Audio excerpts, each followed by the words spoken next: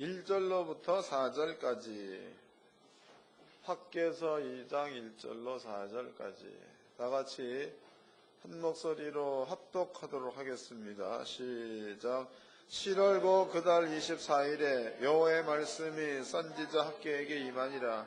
가라사대 너는 스알디엘의 아들 유다 총독 스룹바벨과 여호사닥의 아들 대제사장 여호수아와 남은 백성에게 고하여 이르라. 너희 중에 남아있는 자 곧 이전에 이전 영광을 본 자가 누구냐? 이제 이것이 너희에게 어떻게 보이느냐? 이것이 너희 눈에 보잘것 없지 아니하냐? 그러나 여호와가 이르노라. 스룹바벨아 스스로 굳게 할지어다. 여호사닥의 아들 대제사장 여호수아야 스스로 굳세게 할지어다. 나 여호와가 말 이 땅 모든 백성아 스스로 굳세게 하여 일할지어다. 내가 너희와 함께하노라. 만군의 여호와의 말이니라. 제목은요, 과거와 현재입니다. 과거와 현재. 잘 이해하셔가지고 여러분들이 그 소유를 한번 돌아볼 수 있는 그런 지혜를 가지시기를 바랍니다. 하나님께서는요, 성경에 이 말씀은 말라기서에도 기록되어 있습니다. 말라기서 3장이죠. 거기에 보면 너는 하나님을 시험하여 보라고 그랬죠. 시험. 하나님을 시험해 보라는 거예요. 그 다음에 쓰고 있는 말이 너네들이 내가 준 말대로 순종하면 너희 창고에 복을 쌓을 수 없도록 붙지 아니하나 시험하여 보라. 이런 말씀을 하셨습니다. 그러니까 복을 받으면 하나님이 있다는 거고 복을 못 받으면 하나님이 없다 그 뜻이죠. 근데 그 뒤에 기록한 그 말이 하나님 말씀에 순종하게 되면 복이 임하는가 임하지 않는가를 시험하여 보라 그랬으니까 이 말씀은 하나님의 존재에 대해서 한번 여러분들이 스스로가 알아보라 그런 뜻이 되겠죠. 그 얘기입니다. 지금부터 여러분들 앞에 이제 이 부분들을 설명해 드릴 거니까 잘 좀 이해하셔가지고 만약에 눈으로 보여진다 그러면 그 다음서부터는 다른 생각하지 말고 그 길로 곧장 가시기를 바랍니다. 학개서는요, 이스라엘 민족이 하나님께서 명령하시기를 너희는 성전을 지어라. 그러니까 이스라엘 민족이 사명을 받아 사명. 그 사명을 받은 그 장소가 어디냐? 이스라엘 민족이 바벨론에서 70년 동안 포로 생활할 때죠. 그때에 사명을 받기를 너네들은 가게 되면 예루살렘 성전이 전부 다 부서져 버렸으니까 하나님의 성전을 먼저 지어라. 이런 얘기를 하십니다. 근데 이스라엘 민족이 바벨론에서 70년 동안 포로 생활할 때는 어렵지요. 그래서 성경에 보니까 맨날 죽고 또 이제 다니엘 같은 경우에 사적으로 집어쳐 넣는 것도 환난 중에 하나고 또 우상 숭배하지 않는다 그래서 7배나 뜨거운 풀무에 집어넣는 것도 환난 가운데 하나고 또 하여튼 뭐 그렇습니다. 그런 장소가 바벨론이야. 이스라엘 민족이 바벨론에서 70년 동안 포로 생활을 할 그때에 하나님께서 이스라엘 민족을 향해서 너네들은 예루살렘으로 돌아가면 성전을 지어라 라고 명했다고. 그랬더니 그 양반들이 어려운 일을 겪을 때에 하나님께서 성전 지어라 라고 얘기하니까 할렐루야 아멘 한다고 대답을 다 했어. 짓겠습니다 얘기를 했다고. 그러면 지네들이 어렵건 안 어렵건 하나님께 약속한 거니까 성전을 지어야 되는 거예요 안 지어야 되는 거예요?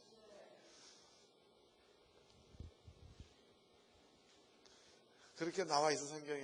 내가 한 말이 아니고. 읽어보자고. 학개서 1장입니다. 2절 읽겠습니다. 1장 2절. 만군의 여호와가 말하여 이르노라. 이 백성이 말하기를 여호와의 전을 건축할 시기가 이르지 아니하였다 하느니라. 그가 진다라고 얘기해 놓고 변명하기는 때가 아니다 그 얘기도 하고. 뭔 얘기인지 알아듣는 거예요? 하나님의 성전을 지어라 짓는다라고 대답을 한 겁니다. 근데 실제로 지어라 라고 얘기하니까 때가 이르지 않았다. 이런 되는 거예요. 그 뒷절 읽어보겠습니다. 뒷절. 5절입니다. 그러므로 이제 나 만군의 여호와가 말하노라. 너희는 자기의 소위를 살펴볼지니라. 너희가 많이 뿌릴지라도 수입이 적으며 먹을지라도 배부르지 못하며 마실지라도 흡족하지 못하며 입어도 따뜻하지 못하며 일꾼이 삭슬 받아도 그것을 구멍 뚫어진 전대에 넣음이 되느니라 그랬다고. 그러니까 약속은 해놨어요. 약속. 성전 지어라. 예 하고 약속은 했습니다. 약속. 분명히 예를 했어요. 예. 그런데 그 약속이 지킬 때가 된 게 언제냐? 이스라엘 민족이 포로 생활을 마치고 가나안 땅으로 돌아와 버렸죠. 그럼 약속을 지킬 때야. 근데 이스라엘 민족이 다시 가나안 땅으로 돌아와 가지고 성전을 지을 때가 되었으면 이네들은 지어야 맞다는 거죠. 그러면 이네들이 변명을 하기를 안 짓는다는 게 아니다. 하나님 우리가 성전을 짓겠습니다. 틀림없이 짓겠습니다. 그러나 아직까지도 성전 지을 때가 아닙니다. 그러고 앉았다는 거야. 그 아버지가 하는 얘기가 너네들이 여기는 이제 그런 곧다위라는 말은 없지만 너네들이 곧다위로 해봐라. 그 다음에 쓴 말이 농사를 많이 지었다. 그럼 만약에 100석을 거두었다. 그러면은 남아있는 게 50석밖에 거두지 못하였느니라. 그 얘기다고. 너네들이 또 열심히 일을 해가지고 만약에 100만 원을 벌었다. 그것을 은행에다가 집어넣었다고 쳐보자. 근데 그것이 뚫어진 전대가 돈을 집어넣는 것처럼 돈이 몽땅 없어지지 아니했느냐. 이 물음이다고. 다시 읽어보겠습니다. 5절 읽겠습니다. 5절.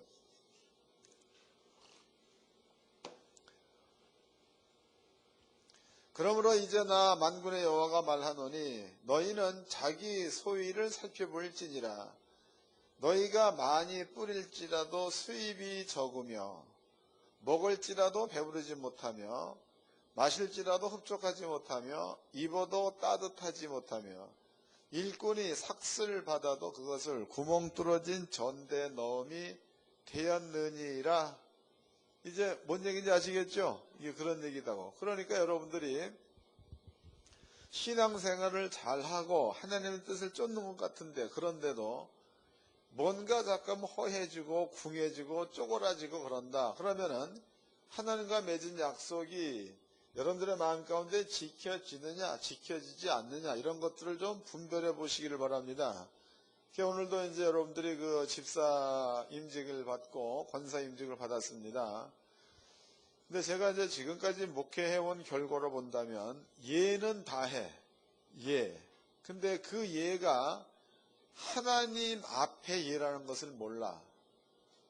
목사 얘기하면 하나님 앞이라고 얘기를 하는데 중심에서는 하나님 앞이라는 걸 잊어먹나 봐.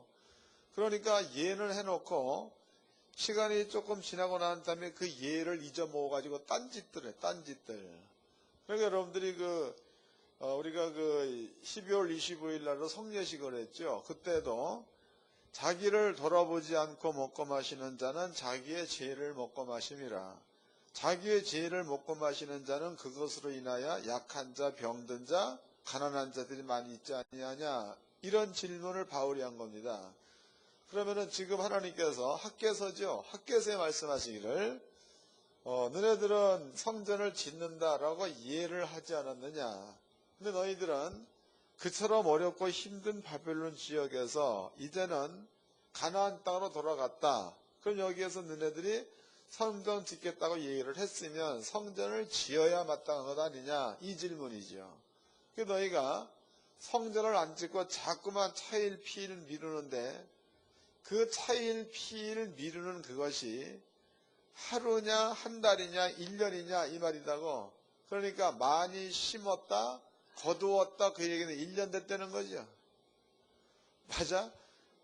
1년이 지나도 밀고 2년이 지나도 밀고 또 한 달이 지나도 계속 민다는 거예요. 계속. 그러니까 지금 이유를 대가지고 못하는 사람은 다음에도 이유를 내서 못하는 뜻이고, 이해가 되시는 거예요? 다음에 이유를 내서 못하는 사람은 그 다음에도 이유를 대가지고 안 한다, 그 얘기입니다. 그러면 그렇게 되었을 경우에 너네들의 소위를 살펴보라는 거죠. 농사를 많이 지었는데도 남는 게 없고, 돈을 많이 벌어가지고 주머니에 집어넣는데도 밑 빠진 독에다가 물붓기처럼 돈이 새 나간다는 겁니다. 그 다음에 이제 하나님께서 뭔가를 시점을 줘, 시점을 딱 주죠. 읽어보겠습니다.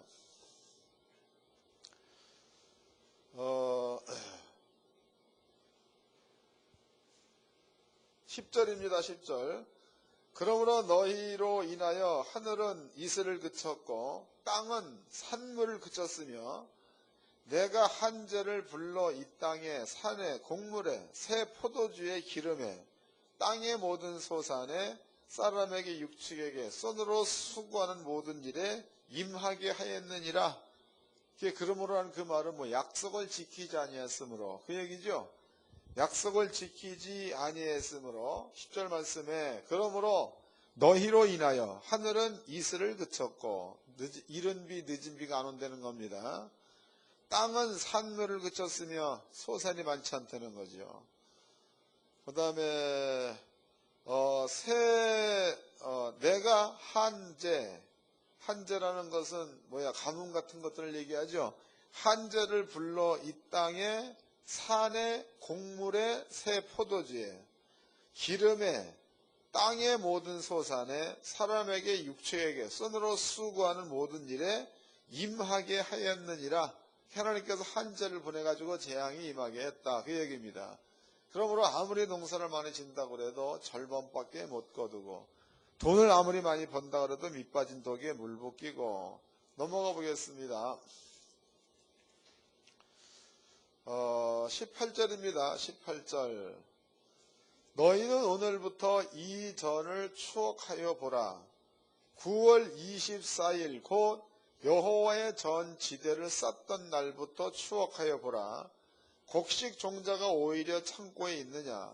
포도나무, 무화과나무, 석류나무, 감람나무에 열매가 맺지 못하였었느니라. 그러나 오늘부터는 내가 너희에게 복을 주리라. 그랬단 말이에요. 그러면 이제 그 기점을 아버지가 얘기할 적에 그럼 너네들은 약속대로 처음에 약속한 그대로 성전의 기초를 놓아라. 성전의 기초. 그러니까 성전을 기초를 놓는 날이 언제냐. 여기에 9월 며칠이라고 나와 있어요. 9월 24일. 그래서 9월 24일 날 성전의 기초를 놓는 날이야. 이 날이.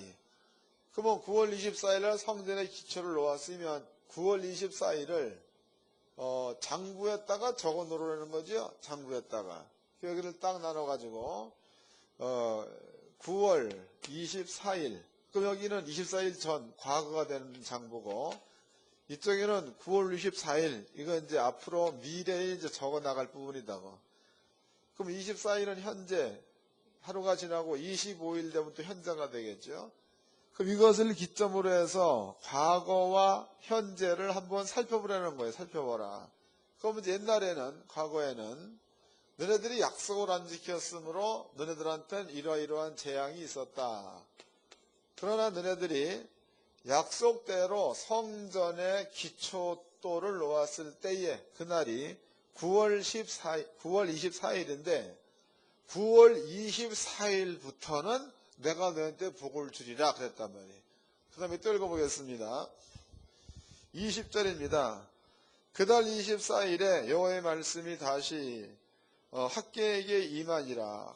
가라사대 너는 유다 총독 스룹바벨에게 고하여 이르라. 내가 하늘과 땅을 진동시킬 것이요 열국의 보좌를 엎을 것이요 열방의 세력을 멀을 것이요 그 병거들과 그 탄자를 엎드려 뜨리니 말과 그 탄자가 각기 그 동무의 칼에 엎드려 지랄했으니까 성전 기초를 놓는 그 순간서부터 하나님께서 열국을 몽땅 엎어버리겠다. 민족의 대적을 쓸어버리겠다. 이런 약속을 했다. 이거예요.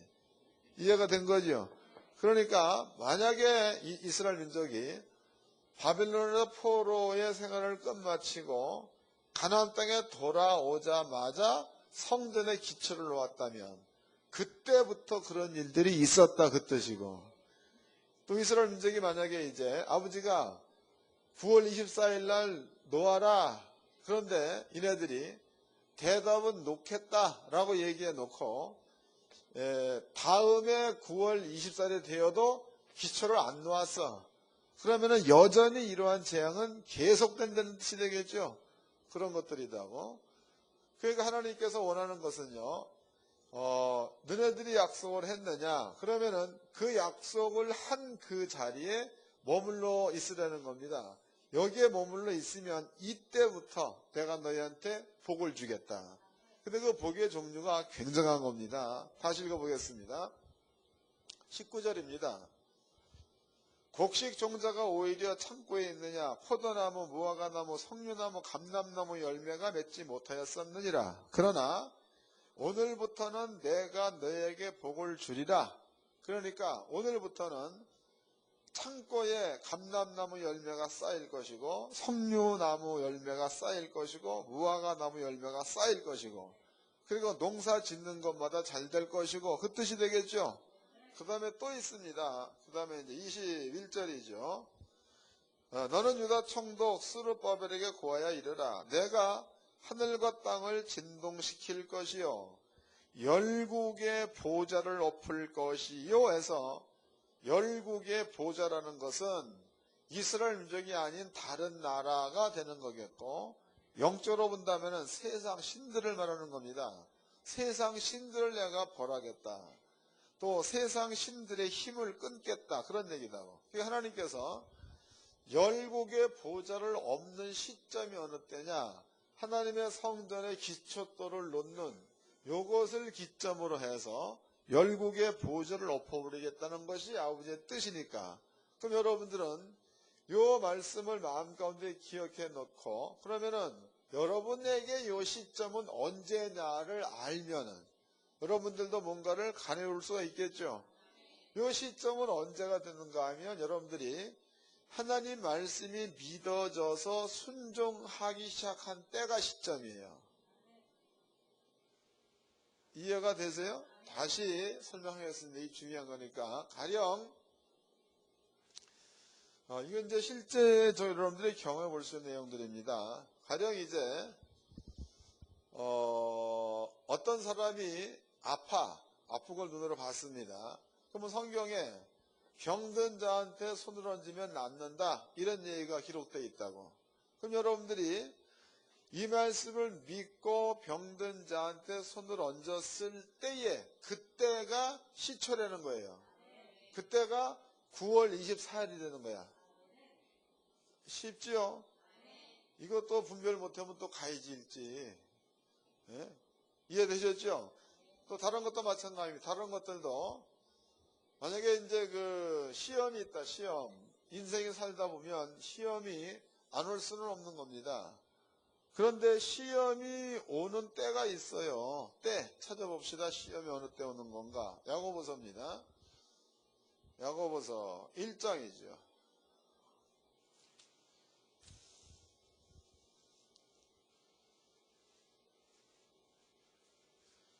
야고보서 1장 14절입니다. 야고보서 1장 14절. 다 찾으세요. 중요한 거니까. 야고보서 1장 14절 읽어드리겠습니다.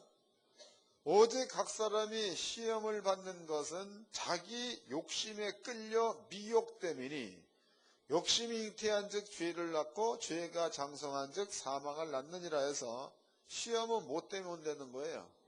욕심 때문에. 그 욕심이 커지면 그 다음에는 그것이 죄를 짓는다는 거죠.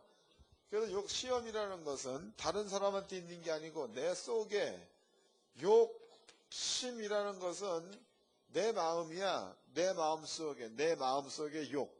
그러니까 뭔가를 취하고자 싶은 과다한 망상, 이런 것들이, 이런 것들이 욕심이다, 욕심. 그러면 시험 왜 오느냐? 욕심이 잉태한 즉 죄를 낳고 죄가 장성한 즉 사망을 낳느니라 했으니까 여러분 속에는 욕심으로 인해서 시험이 온다, 그 말이다고. 또 여러분들이 그 뭡니까? 얼마 전에도 제가 이제 그런 무리를 봤다고 와가지고 다단계 얼마나 많이 겪었어 우리나라가. 근데 이런 것 가지고 이렇게 제시를 해보면 거기 홀딱 빠져버려. 뭐가 거기에 빠지게 만드는 거예요? 그 사람 속에 있는 욕심이 빠지게 만드는 거죠. 또 어떤 양반들은 그런 얘기도 해. 목사님 그게 그런 게 아니에요. 그래. 가만히 들어오면 똑같은 얘기야. 여러분들이 만약에 다단계 원리가 이렇더라고 보니까 이렇게 돼 있어가지고 이 사람이 만약에 뭐 1,000원짜리를 팔았다. 그럼 이 두 사람을 회원으로 끌어 두 사람이 샀다. 그러면은 이 사람이 또 이런 사람들을 끄집어 땡기면은 여기서 생긴 마진과 여기서 생긴 마진을 이 사람한테 분배해 준다. 이게 원리야. 이것이 커지게 되면은 뭐 한 달에 1억을 번다 뭐 이런다 이 말이에요. 여러분들이 원가야 원가. 원가를 계산해 보세요. 그 원가가 만약에 1,000원에 팔았던 원가를 만약에 700원, 700원 잡아보자고. 그러면 700원이 원가라면 이렇게 해서 이득을 분배해 준다는 원가가 100원 내켜도 될까 말까 하는 일이야 이게. 이게 이 무토기가 커져 나가면 이거 원가가 없어. 그러면 세상에 원가 없는 물품이 어디 있는 겁니까? 그게 가려진 이유가 욕심에 끌려 미혹됨이니, 그 욕심에 끌려 미혹당해버리면은 돈 주고 물품을 사지요. 남 보고도 사라고 권유하죠. 그 다음에 오는 것은 집구석에 빨간 딱지 붙는 거, 또 친구지간에 신용 끊어지는 거, 또 뭡니까? 은행에서는 신용 불량자 되는 거, 이런 것밖에 안 들어온다고. 그러니까 모든 시험이라는 것은 자기 욕심에 끌려서 미혹됨이니, 욕심이 잉태한 즉 죄를 낳고 죄가 장성한 즉 사망을 낳느니라 그랬으니까 결과적으로 시험 땡기는 것도 나한테 있다 그런 뜻이다. 남 탓하지 마세요. 보증도 내가 서준 거요. 아니야? 누가 서달라고 해서 서줬다. 이것은 전부 다 헷갈리는 말이야.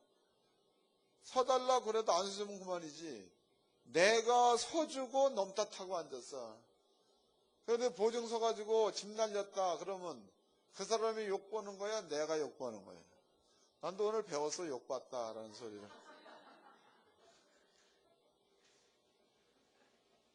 그러니까 서줬다. 그러고 나서 어려운 일들을 보증 서달라고 요구한 사람이 겪는 게 아니고 보증 서준 내가 겪어. 그건 역시도 내가 저지른 일이지 남이 저지른 일을 내가 덤탱이 쓴다 이게 아니에요. 그래서 성경은 시험은 욕심 때문에 온다. 그 욕심이 커지면 죄를 낳는다. 그 다음에 찾아오는 게 사망, 죽음이라는 게 성경이다. 그 다음에 여러분들은요, 이러한 누에서 벗어나시기를 바랍니다. 그래서 땅에 살면서 약속의 말씀을 그대로 믿고 여러분들이 하나님의 말씀을 믿는 믿음 가운데서 이러한 시험 가운데 있다 그래도 그 말씀을 믿고 그 시험을 이기려고 덤벼들면 시험이 끝나고 떠난다는 거다고. 이해가 된 거죠? 그러니까 우리는 십자가 안에서 해결받을 만한 방법론이 거기에 다 들어가 있습니다. 그래서 성경은 그 어떠한 말씀이 되었던지 간에 한마디 말씀이 마음 가운데 믿어져서 그 말씀에 순종하는 시점이 9월 24일이야. 그 시점을 여러분들이 기록해 놓고 그 이전에 여러분들의 형편과 그 이후에 여러분들의 형편을 한번 살펴보려는 거지요. 그러면은 확연하게 차이가 난다는 게 성경이다고. 이해가 된 거죠? 다시 읽어보자고 이제 학개서입니다. 학개서 2장 19절입니다. 곡식종자가 오히려 창고에 있느냐 포도나무, 무화과나무, 석류나무, 감람나무 열매가 맺지 못하였었느니라. 그러나 오늘부터는 내가 너에게 복을 주리라. 그달 24일에 여호와의 말씀이 다시 학개에게 임하니라 가라사대 너는 유다 총독 스룹바벨에 고하여 이르라.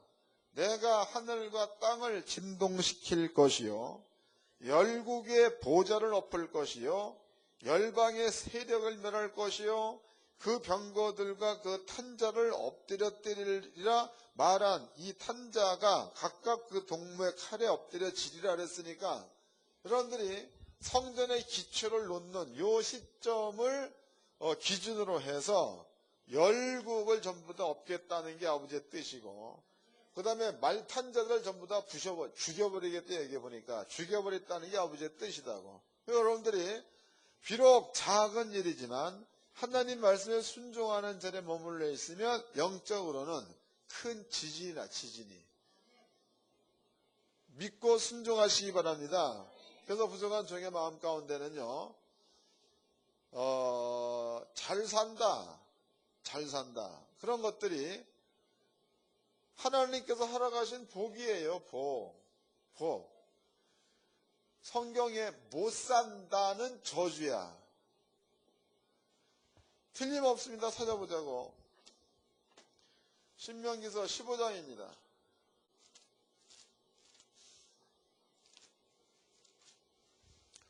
신명기서 15장 4절서부터 읽겠습니다. 신명기서 15장 4절.